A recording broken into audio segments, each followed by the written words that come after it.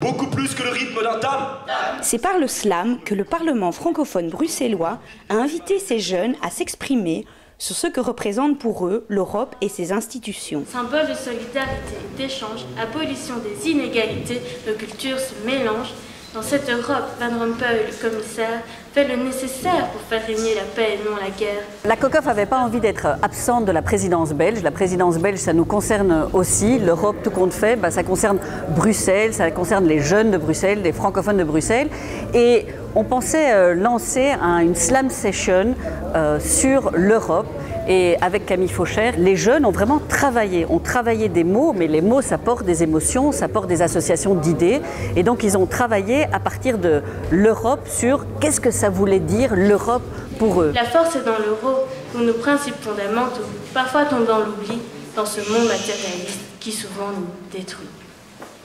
Quand on m'a dit que c'était sur l'Europe, j'étais un peu sceptique sur ce qu'on allait faire, mais après, en entendant tous les textes qu'on a créés, il y en avait qui étaient assez drôles, donc finalement c'était un sujet pas si barbant que ça.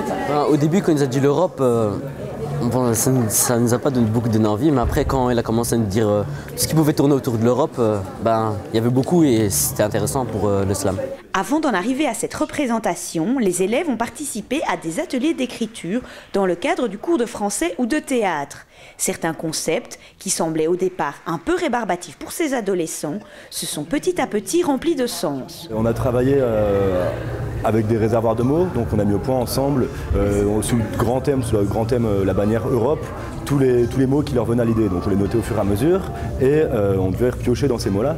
Et ce qui revenait beaucoup en fait chez les jeunes, c'est le rapport à l'Europe où ils rêvent de cette Europe. Ils rêvent de cette Europe, de ce projet qui est un projet de paix, qui est un projet dans lequel eux ils se sentent bien, mais qui est un projet en fait où ils ont l'impression de se sentir un petit peu déconnectés, mais où ils sont quand même fort accrochés à cette idée d'Europe et à même cette réalisation de l'Europe. Mon Dieu, la bourse a chuté, la Grèce et le Portugal vont couler. Optimisons. On peut encore gagner à Euromillions, s'offrir une belle maison, et pourquoi pas dans chacune des 27 nations. Pendant l'atelier, il y avait une vraie réflexion et du débat sur comment moi je me projette en tant qu'Européen, ou est-ce que je suis d'abord bruxellois, belge, quelle est la hiérarchie de mes appartenances.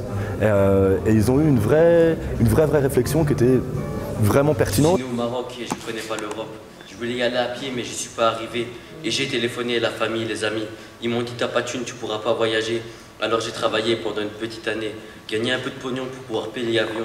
Destination l'Espagne, j'ai gravi les montagnes. Au-delà du cadre européen, ce projet s'inscrit aussi dans un contexte humanitaire. Grâce à une collaboration avec l'ASBL Quinoa, il soutient une ONG qui se bat pour les droits politiques aux Philippines.